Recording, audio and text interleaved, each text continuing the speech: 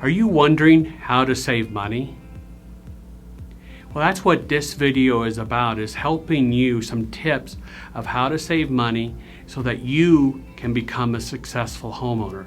Because being a successful homeowner is an amazing thing. The pride you will feel in yourself is incredible. You won't experience any more large rent hikes. You get to customize the home as you want.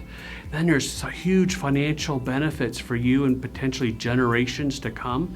As here in Metro Denver for the last 50 years, home prices have gone up a little over 6% a year. That means homes are doubling in value about every 12 years. So I just want you to, begin with the end in mind, and the end is home ownership. So let's talk a little bit about some tips of how to save money. And one of the things that makes it difficult is it requires some delayed gratification, which is like two dirty words together sometimes here in America. But it's critical. It's a critical discipline for each person to learn, is delayed gratification. So how does that relate to saving money? Well, let's take a look.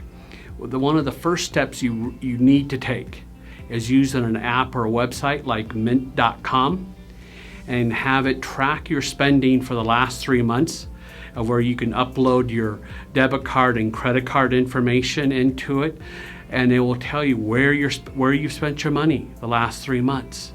And that can be eye-opening, for you. You may not realize how much money you're spending, say, eating out or going to concerts or whatever.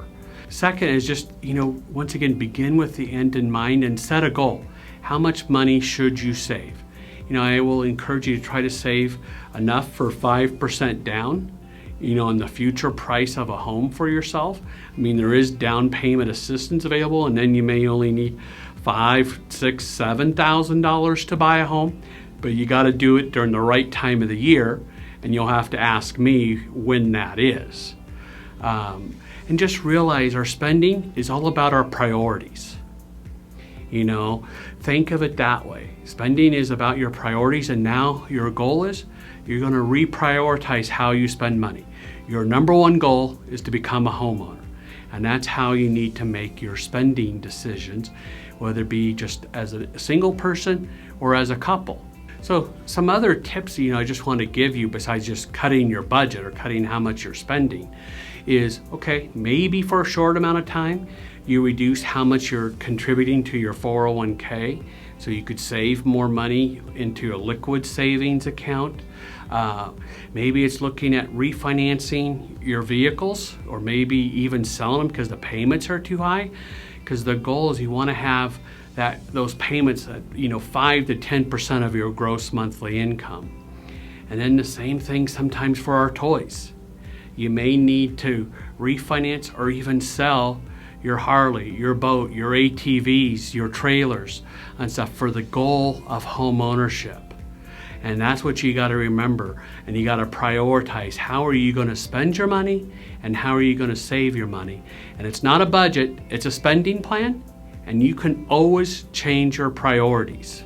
Another idea here, Dan, I want to bring up is maybe go get a second job. Every store, every restaurant in town is basically hiring right now. And so could you go work an extra 10, 15 hours a week and stuff and make additional money? You might be able to make an extra $1,000 a month that you could put towards the goal of buying a home. And if you're a couple, maybe both of you can do that, so you could save a couple $1,000s a month.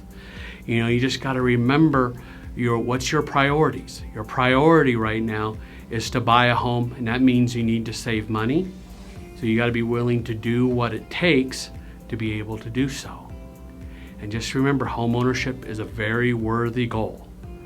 So if you like, what you heard today, please feel free to share this video with others. Please feel free to subscribe.